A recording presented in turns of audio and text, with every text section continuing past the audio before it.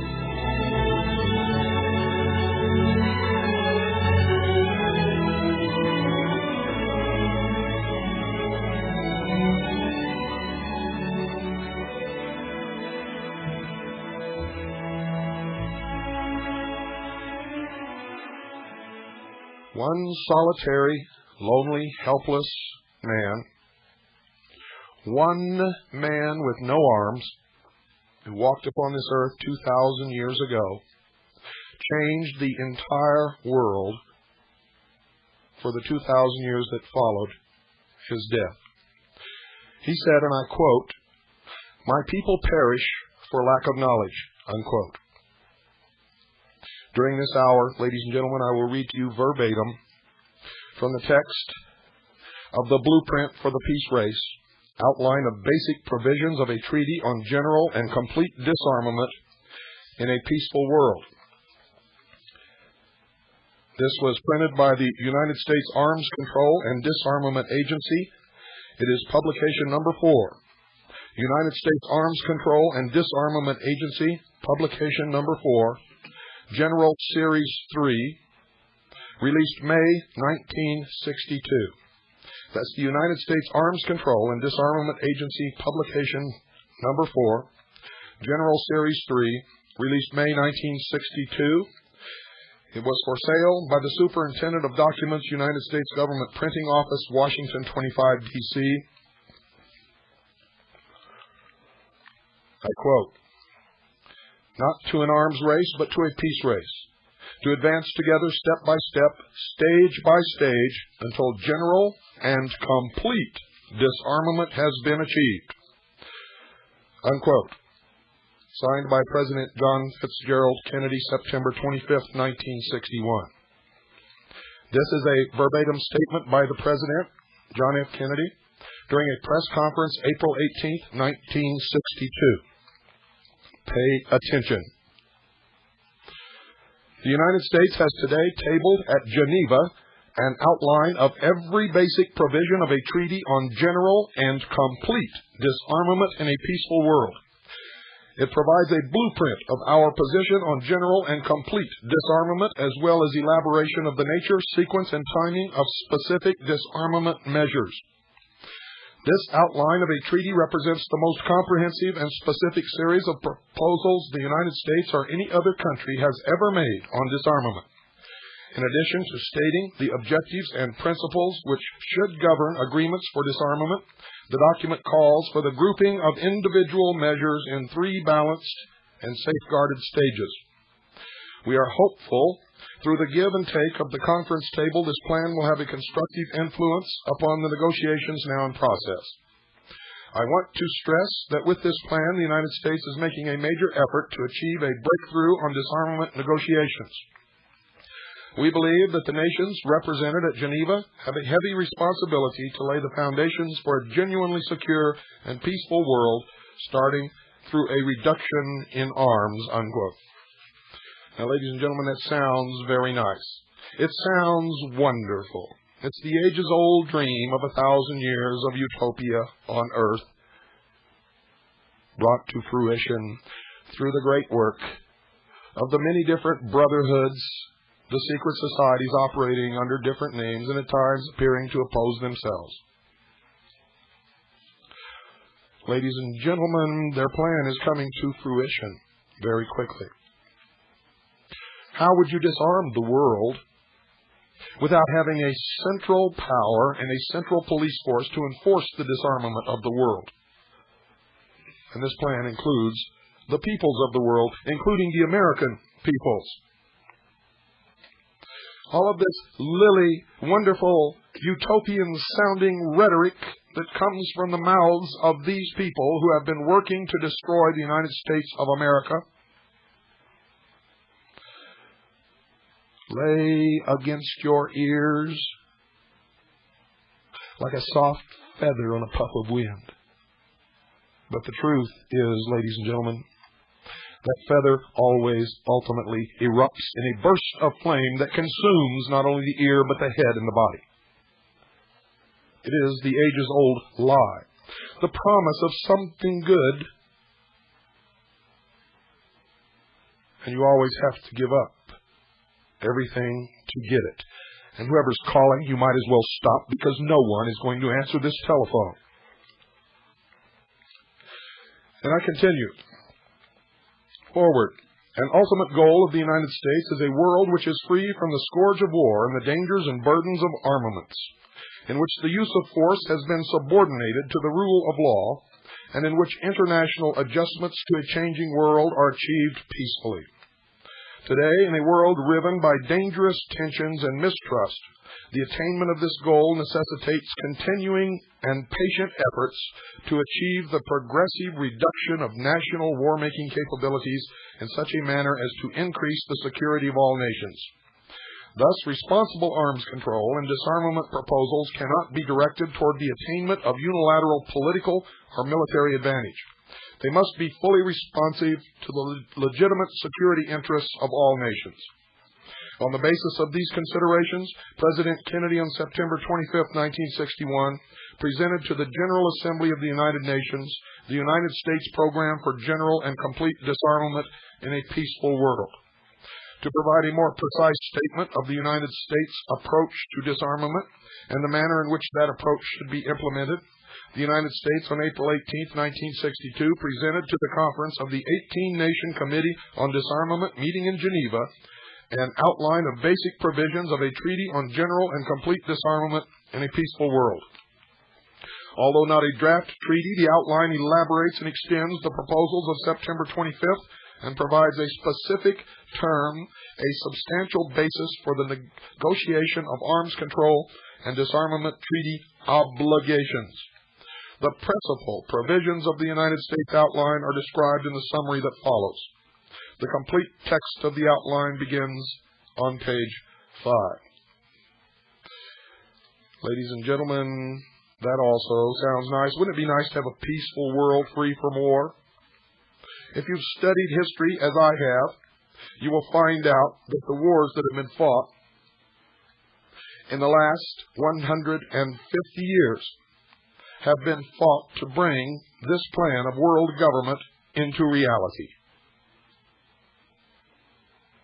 Outline of basic provisions of a treaty on general and complete disarmament in a peaceful world. Summary. Principle and process of disarmament. Disarmament would be implemented progressively and in a balanced manner so that at no stage could any state or group of states obtain military advantage. Compliance with obligations would be effectively verified. As national armaments were reduced, the United Nations would be progressively strengthened. Did you hear that, sheeple? And you've been telling me there is no plan for world government? You better wake up. You have been stupid long enough. You have been apathetic long enough. You have been irresponsible and ignorant long enough. There is no time left, as you will soon see. Disarmament would be accomplished in 3 stages. The first to be carried out in 3 years, the second also in 3 years, and the third as promptly as possible within an agreed period of time. Stage 1 would be initiated by the United States, the Soviet Union, and other agreed states, and that has been done. All militarily significant states would participate in Stage 2, and that is in the process of being done. And all states possessing armaments and armed forces in Stage 3. I'll repeat that. And all states possessing armaments and armed forces in Stage 3. Transition from one stage of disarmament to the next would take place upon a determination that all undertakings in the preceding stage had been carried out and that all preparations for the next stage had been made. Disarmament measures. Armaments. During Stage 1, inventories of major categories of both nuclear delivery vehicles and conventional armaments would be reduced by 30%. That has been surpassed. Fixed launching pads would be reduced with associated missiles. That has also been done. Half of the remaining inventories would be eliminated during Stage 2. That is being accomplished at the present time. And final reductions would be made in Stage 3. Upon the completion of Stage 3, states would have at their disposal only agreed types of non-nuclear armaments for forces required to maintain internal order and protect the personal security of citizens. Production of armaments during Stage 1 would be limited to agreed allowances and would be compensated for by the destruction of additional armaments to the end that reductions would not be impaired, and that has been done. In Stage 2, production of armaments would be halted except for parts for maintenance of retained armaments. Any further production of national armaments would be ended in Stage 3, except for production of agreed types of non-nuclear armaments for internal forces. Military research, development, and testing would be subject to increasing limitations during this disarmament progress. During Stage 3, appropriate action would be taken to ensure that new scientific discoveries and technological inventories and inventions of military significance were not used for military purposes. B. Armed forces. Force levels of the United States and Soviet Union would be reduced to 2.1 million at the end of Stage 1, and that has been more than accomplished. Half of the remaining forces of these two states would be disbanded during Stage 2, and that is being accomplished at the present time and in the United States is well ahead of schedule. And final reductions would be made in Stage 3. Other states would also progressively reduce their force levels. By the end of Stage 3, states would have at their disposal only those agreed forces and related organizational arrangements required to maintain internal order and protect the personal security of citizens. Notice that the military force of nations is now turned inward and is not to protect from attack from without, but is to maintain internal order. C. Nuclear weapons. Production of fissionable materials for use in nuclear weapons would be halted in Stage 1, and limitations would be imposed on the production of fissionable materials for other purposes. The availability of fissionable materials for use in nuclear weapons would be reduced during Stage 1 and subsequent stages by safeguarded transfers to non-nuclear weapons purposes. That is being accomplished. If nuclear weapons tests had not already been halted, under effective international control, arrangements to this end would be undertaken in Stage 1. States which had manufactured nuclear weapons would agree in Stage 1 not to transfer control over nuclear weapons to states which had not manufactured them or to assist such states in their manufacture. States which had not manufactured nuclear weapons would refrain from seeking them. That is being enforced at the present time. Transfers of fissionable materials between states would be limited to peaceful purposes and would be safeguarded, and that is being accomplished at this time. Ladies and gentlemen, President Clinton has proposed to resume nuclear testing, and I make this prediction, not because anyone has told me, not because I'm involved in any of this, but because I know the brotherhoods. If he indeed resumes the testing of nuclear weapons, he will not live to finish out this term.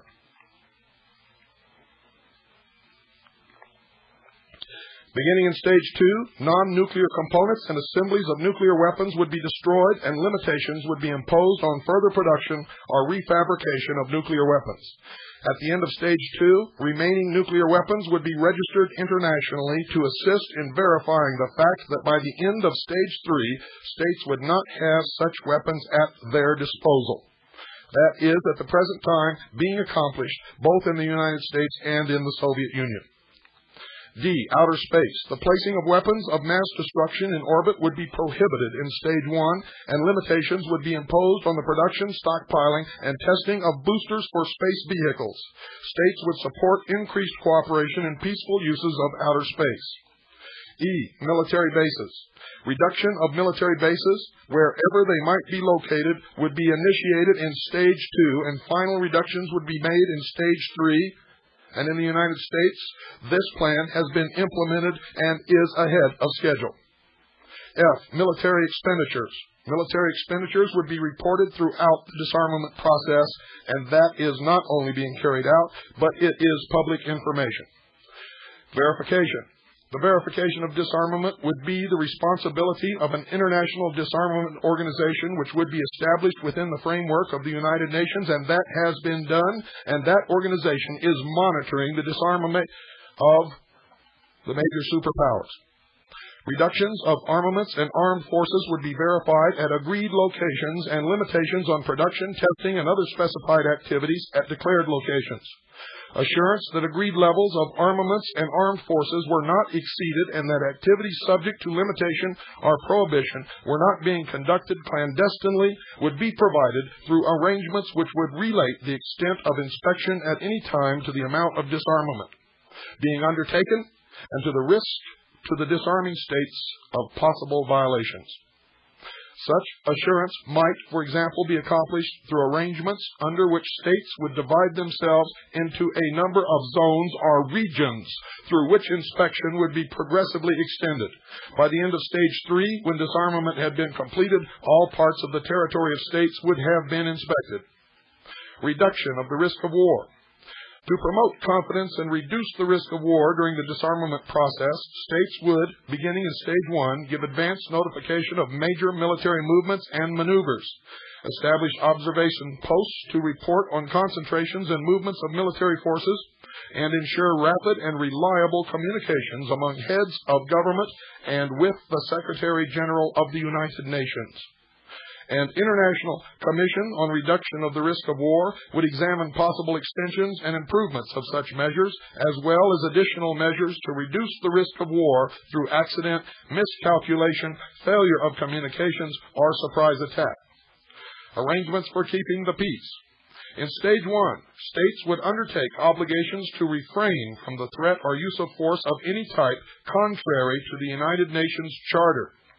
Throughout the 3 stages of disarmament, states would use all available means for the peaceful settlements of disputes, would seek to improve processes for this purpose, and would support measures to improve the capability of the United Nations to maintain international peace and security.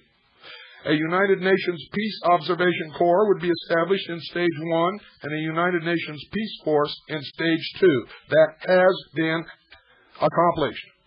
The military forces of the United States that are left are functioning as the United Nations Peace Force. We are, in fact, in Stage 2 at this moment.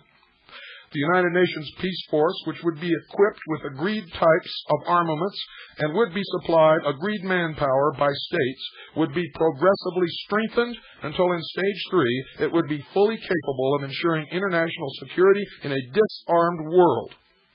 It would then be turned over completely to the United Nations and would be merged with the military forces of what used to be called the Soviet Union. The outline of basic provisions of a treaty on general and complete disarmament in a peaceful world. This, ladies and gentlemen, is the complete text. I will read selected portions of this complete text,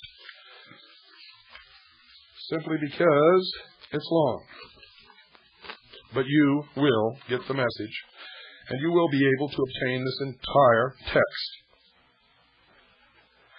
In order to assist in the preparation of a treaty on general and complete disarmament in a peaceful world, the United States submits the following outline of basic provisions of such a treaty. A. Objectives. 1. To ensure that A. Disarmament is general and complete. War is no longer an instrument for settling international problems. And B. General and complete disarmament is accompanied by the establishment of reliable procedures for the settlement of disputes and by effective arrangements for the maintenance of peace in accordance with the principles of the Charter of the United Nations. You people better wake up. I'm putting my life on the line for you. You better wake up. 2. Taking into account paragraphs 3 and 4 below to provide with respect to the military establishment of every nation for A. Disbanding of armed forces, dismantling of military establishments, including bases, cessation of the production of armaments, as well as their liquidation or conversion to peaceful uses. Elimination of all stockpiles of nuclear, chemical, biological, and other weapons of mass destruction and cessation of the production of such weapons. C. Elimination of all means of delivery of weapons of mass destruction. D. Abolition of the organizations and institutions designed to organize the military efforts of states, cessation of military training, and closing of all military training institutions. E. Discontinuance of military expenditures. Paragraph 3, to ensure that at the completion of the program for general and complete disarmament, states would have at their disposal only those non-nuclear armaments, forces, facilities, and establishments as are agreed to be necessary to maintain internal order and protect the personal security of citizens. To ensure that during and after implementation of general and complete disarmament, states also would support and provide agreed manpower for a United Nations peace force to be equipped with agreed types of armaments necessary to ensure that the United Nations can effectively deter or suppress any threat or use of arms, which means there will no longer be a United States of America, for we will have no sovereignty, and the United Nations Charter will be the supreme law of the land. And I tell you now, it already is and has been for some time. I already told you, don't bother calling. We are not going to answer the phones. We have too much information to give to you. I don't care how angry this makes you. I don't care what you think about it. I don't care if it scares the living hell out of you. I'm going to continue. And you're going to hear all of it. Or you can turn off your radio, go in your closet, put a blanket over your head, close the door and lock it, and stay there. Because some of us are damn mad about this, and we are going to stop this socialist takeover of the United States of America. For those of you who think that I may be against peace in this world, you're not playing with a full deck of cards. I am for peace in this world, if we have a voice in deciding how it's going to be accomplished. If we have a voice in deciding whether or not we're going to give up our Constitution, our Bill of Rights, our Creator-endowed rights protected by that document, the only document, by the way, in the entire world that ever set man free on the face of this earth. There is no Bill of Rights in the United Nations Charter. There is a clause that outlaws religion unless they are legal. The United Nations has only approved one religion in its history. You go research it. Don't call us and ask what it is. You get off your butts and do some of the work. You've got to help, folks. You must help. We don't have any time left. There's no time left, period.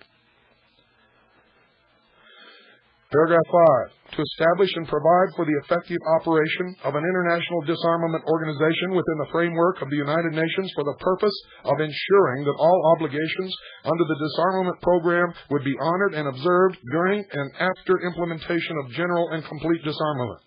And to this end, to ensure that the International Disarmament Organization and its inspectors would have unrestricted access without veto to all places as necessary for the purpose of effective verification. B. Principles. The guiding principles during the achievement of these objectives are: 1. Disarmament would be implemented until it is completed by stages to be carried out within specified time limits. 2. Disarmament would be balanced, so that at no stage of the implementation of the treaty could any state or group of states gain military advantage, and so that security would be ensured equally for all. 3. Compliance with all disarmament obligations would be effectively verified during and after their entry into force. Verification arrangements would be instituted progressively as necessary to ensure throughout the disarmament process that agreed levels of armaments and armed forces were not exceeded.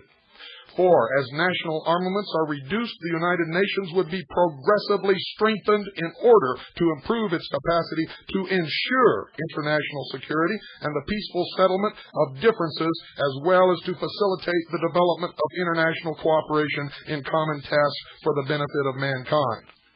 There's that old benefit of mankind again, that the Brotherhood is so fond of scattering around. 5. Transition from one stage of disarmament to the next would take place upon decision that all measures in the preceding stage had been implemented and verified, and that any additional arrangements required for measures in the next stage were ready to operate. We have been betrayed. We have been lied to. The Brady Bill, all these bills on gun control, that's just dressing on the cake, folks. The cake's already been made, baked, and eaten.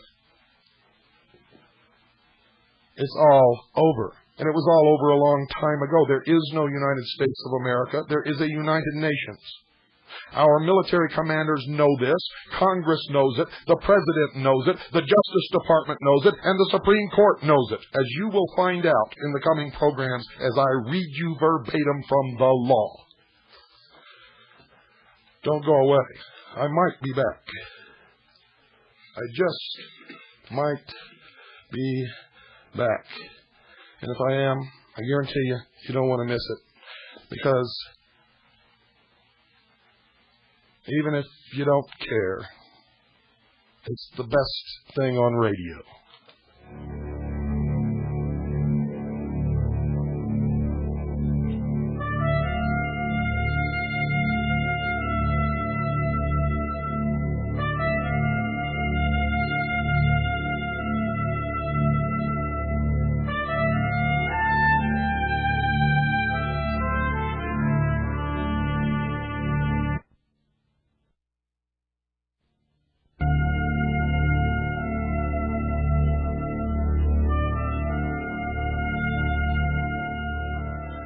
As each episode of the Hour of the Time reveals more of this absolute proof of the treason and the traitors who are destroying this nation and bringing about a one-world totalitarian socialist government,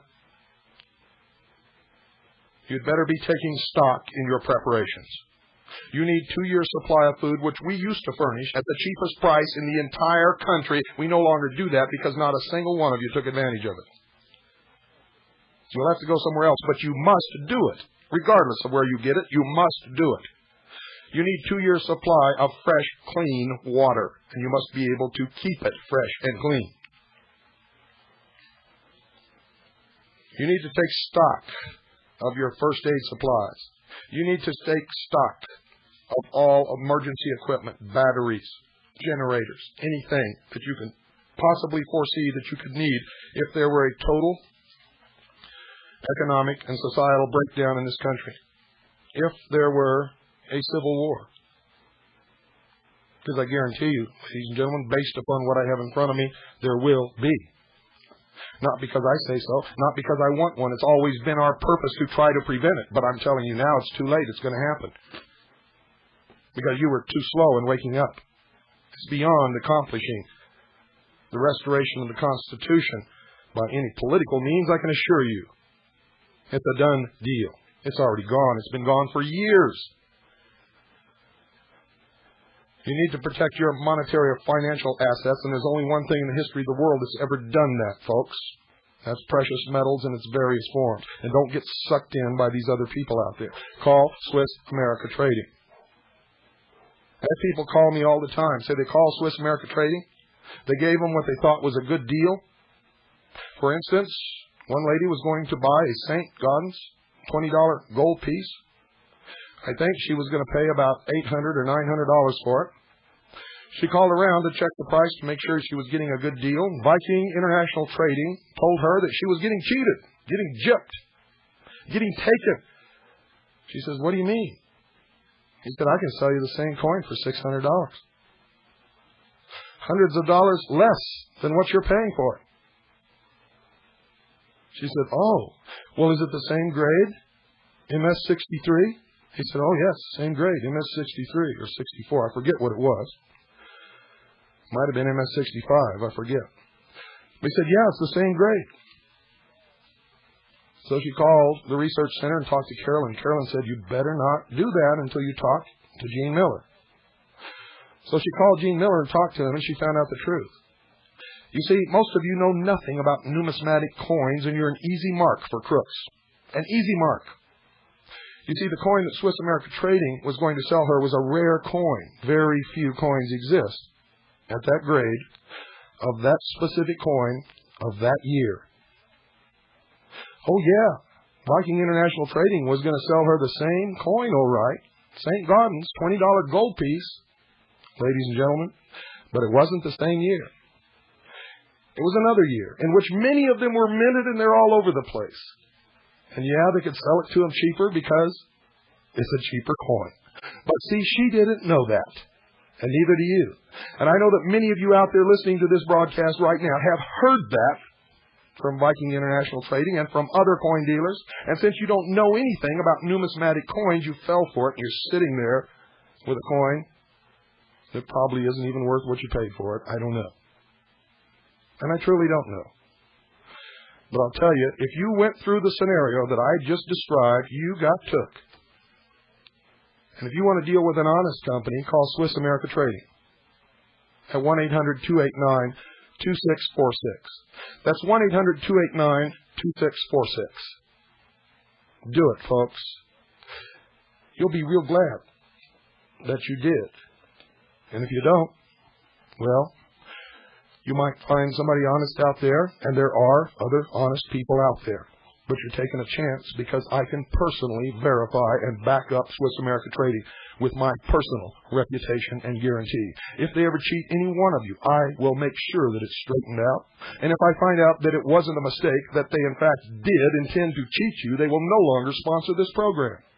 Now, you can't get better than that. Nobody can give you better than that. Call in now, 1-800-289-2646. That's 1-800-289-2646. You'll be glad that you did.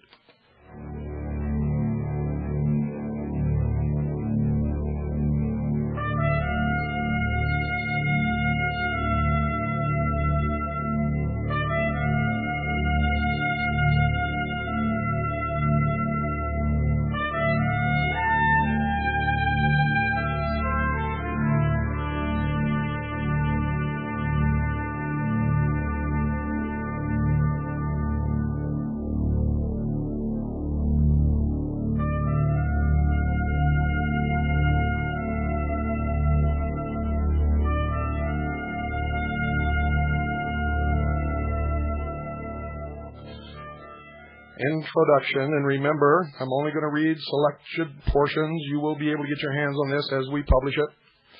And even if we don't publish it, if you're diligent in your research, you will find your own copy without having to go through with us, and then you'll know that we did not make this up, and that's the way that I prefer that you do it. Introduction. The treaty would contain 3 stages designed to achieve a permanent state of general and complete disarmament in a peaceful world. The treaty would enter into force upon the signature and ratification of the United States of America. Did you hear that, folks? The treaty would enter into force upon the signature and ratification of the United States of America. That was done a long time ago. The Union of Soviet Socialist Republics, and that was done a long time ago, and such other states as might be agreed. Stage 2 would begin when all militarily significant states had become parties to the treaty and other transition requirements had been satisfied. Stage 3 would begin when all states possessing armed forces and armaments had become parties to the treaty and other transition requirements had been satisfied. In fact, that has not been implemented and is not a part of the treaty. Disarmament, verification, and measures for keeping the peace would proceed progressively and proportionately, beginning with the entry into force of the treaty. Stage 1 would begin upon the entry into force of the treaty and would be completed within 3 years from that date. During Stage 1, the parties to the treaty would undertake 1, to reduce their armaments and armed forces and to carry out other agreed measures in the manner outlined below. 2, to establish the International Disarmament Organization upon the entry into force of the treaty in order to ensure the verification in the agreed manner of the obligations undertaken. And 3, to strengthen arrangements for keeping the peace through the measures outlined below. Stage 1 took much longer than 3 years. You can mark the beginning of the signing of the treaty by the date that the International Disarmament Organization under the United Nations was created. We are now in Stage 2, ladies and gentlemen. Armaments, reduction of armaments. Specified parties to the treaty as a first stage toward general and complete disarmament in a peaceful world would reduce by 30% the armaments in each category listed in subparagraph B below, except as adjustments for production would be permitted in Stage 1 in accordance with paragraph 3 below. Each type of armament in the categories listed in subparagraph B would be reduced by 30% of the inventory existing at an agreed date. That has been accomplished. I'm going to skip a little bit now. Methods of reduction. Those parties to the treaty which were subject to the reduction of armaments would submit to the International Disarmament Organization an appropriate declaration respecting inventories of their armaments existing at the agreed date. We have had members of the International Disarmament Organization visiting our arsenals and manufacturing facilities in the United States for several years now. B. The reduction would be accomplished in 3 steps, each consisting of 1 year. 1/3 of the reduction to be made during stage 1 would be carried out during each step. During the first part of each step, 1/3 of the armaments to be eliminated during stage 1 would be placed in depots under supervision of the International Disarmament Organization. During the second part of each step, the deposited armaments would be destroyed or, where appropriate, converted to peaceful uses. That has been done. In accordance with arrangements which would be set forth in a treaty annex on verification, the International Disarmament Organization would verify the foregoing reduction and would provide assurance that retained armaments did not exceed agreed levels. That's been done. Let me skip over to something.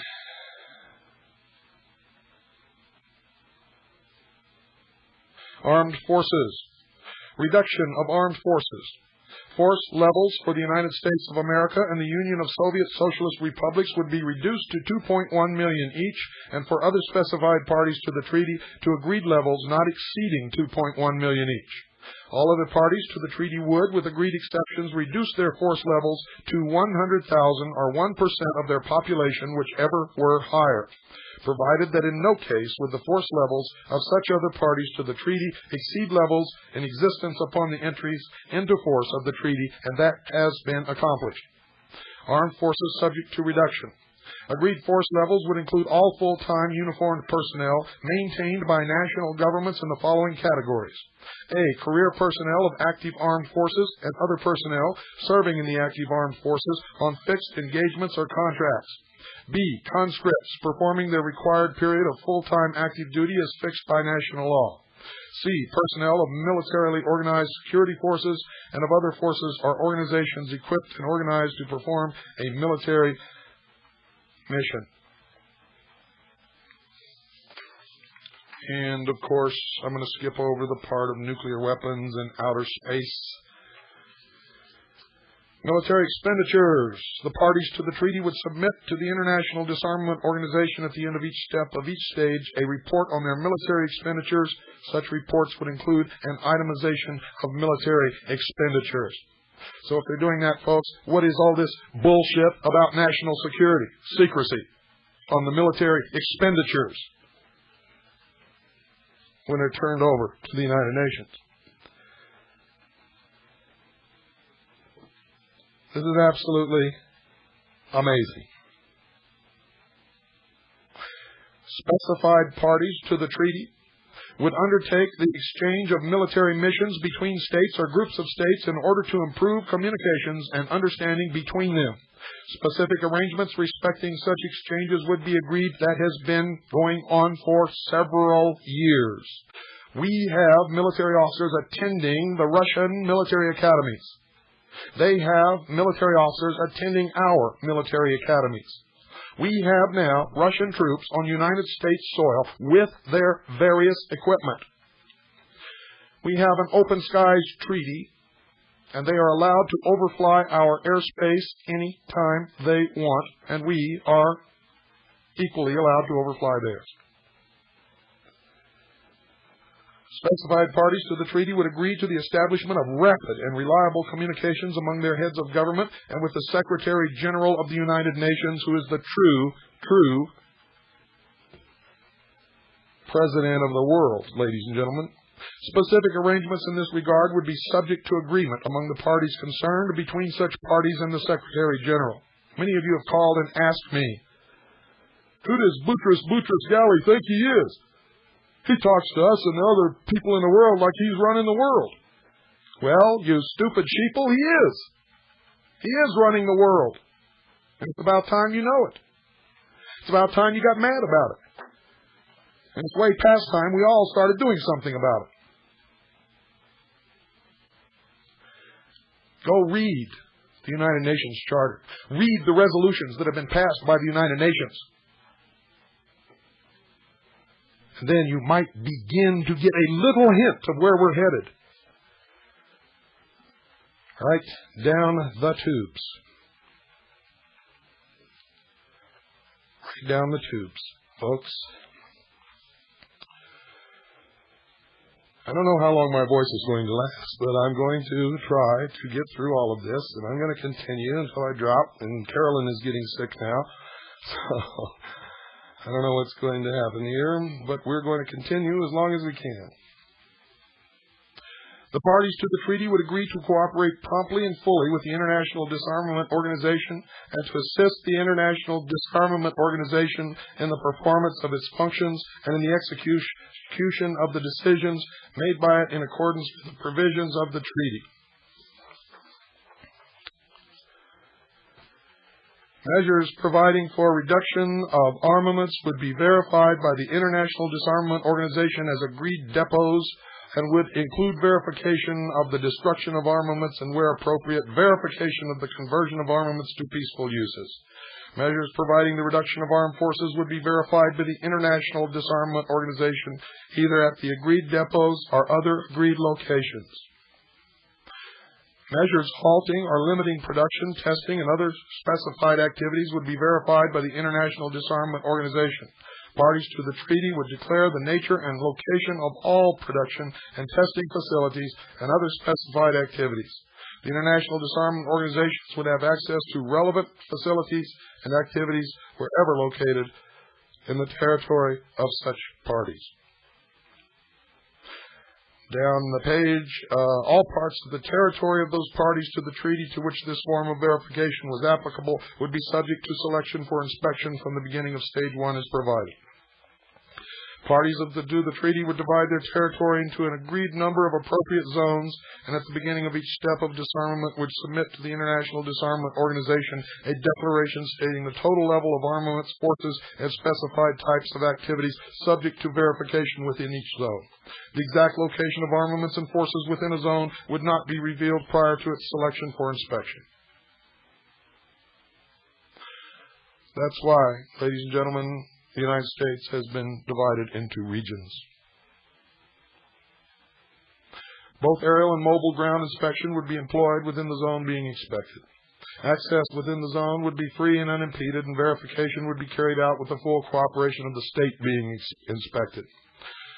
Once a zone had been inspected, it would remain open for further inspection while verification was being extended to additional zones. By the end of Stage 3, when all disarmament measures had been completed, inspection would have been extended to all parts of the territory of parties to the treaty. I told you, folks, it's a done deal. Requesting the International Court of Justice to give advisory opinions on legal questions concerning the interpretation or application of the treaty, subject to a general authorization of this power by, guess who? The General Assembly of the United Nations. Requesting the International Court of Justice to give advisory opinions on legal questions concerning the interpretation or application of the treaty, subject to a general authorization of this power by the General Assembly of the United Nations. And it continues, and it continues, and it continues, and it includes all nations, all military forces, and all peoples, including you. It was done years ago, ladies and gentlemen. Years ago. And let me see if there's anything else here that you need to hear right off the bat.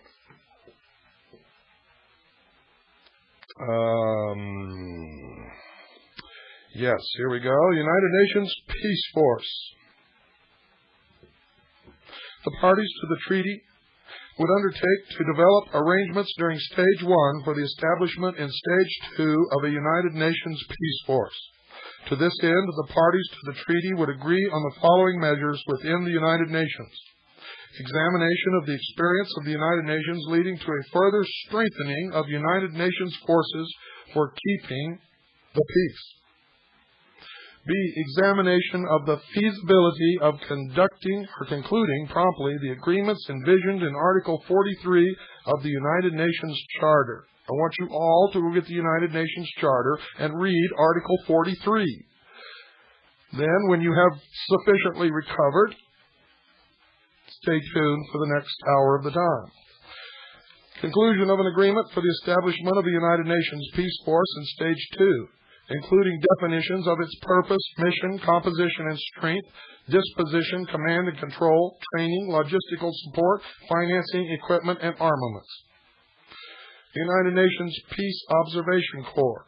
The parties to the treaty would agree to support the establishment within the United Nations of a Peace Observation Corps staffed with a standing cadre of observers who could be dispatched promptly to investigate any situation which might constitute a threat to or a breach of the peace. Elements of the Peace Observation Corps could also be stationed as appropriate in selected areas throughout the world. If upon the expiration of such period or periods, that's after Group 1 or Stage 1, 2, and 3 is passed, one or more of the permanent members of the Control Council should declare that the foregoing circumstances did not exist, the question would be placed before a special session of the Security Council. Transition to Stage 2 would take place upon a determination by the Security Council that the foregoing circumstances did in fact exist.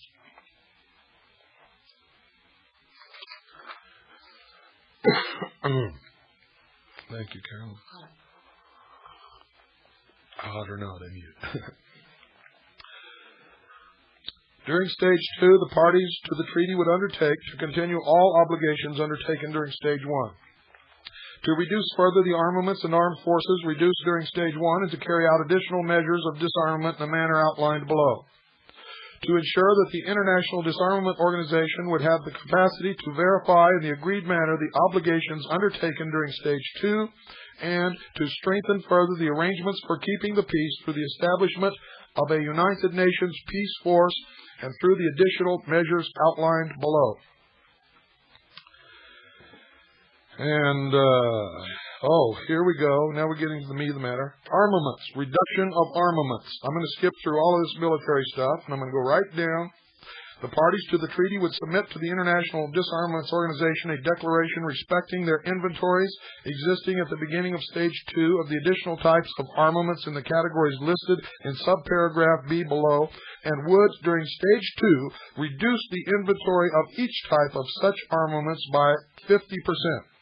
B. All types of armaments within further agreed categories would be subject to reduction in Stage 2. And we go down to item number 8, specified types of small arms, which will be declarations by types. That is being carried out in law now. Under 8 and C, specified categories of ammunition for armaments listed in Stage 1. Section A, subparagraph 1B, and in subparagraph B above would be reduced to levels consistent with the levels of armaments agreed for the end of Stage 2. Then it goes through the method of reduction, eliminating the production of ammunition, eliminating the production of firearms of all types, reduction of armed forces. We're going to be stripped of any means of our protecting ourselves against this despotic world government, which will be run and controlled by international socialism, and you will learn that when I get into Mikhail Gorbachev's book called Perestroika, which he recently wrote, and none of you went and bought, and you should have all bought it and read it from cover to cover.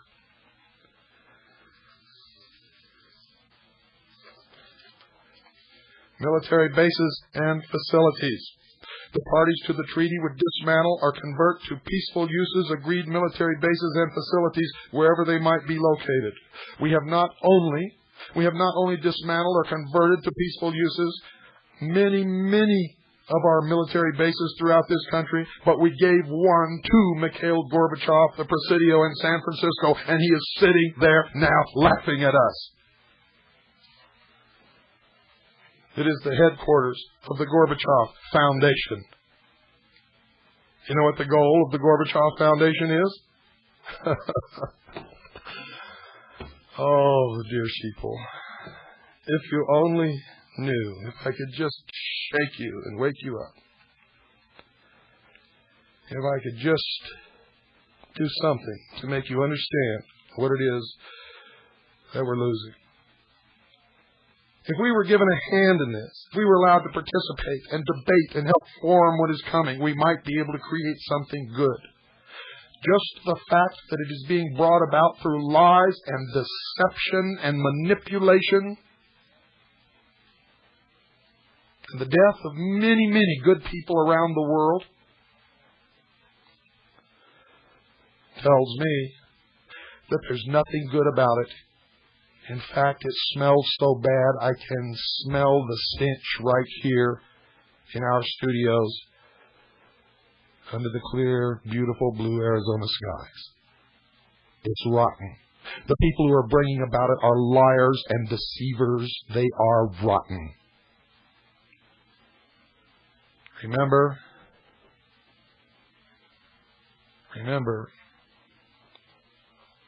Jesus Christ is the truth, the way, and the life.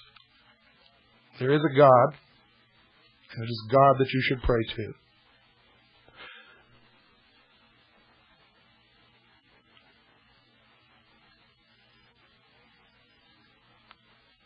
Lucifer, Satan, is the great deceiver. Anything born from so many lies and so much deception and so much manipulation is born of Lucifer.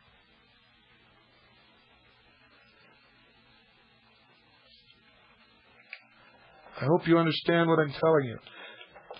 We're engaged in a war, ladies and gentlemen. A physical, material war and a spiritual war. And you must, at this time, take sides. You cannot wait any longer. You must take sides. We are at the fork in the road. And Jesus Christ said this: "He who is not with me is against me." Good night. And God bless you all.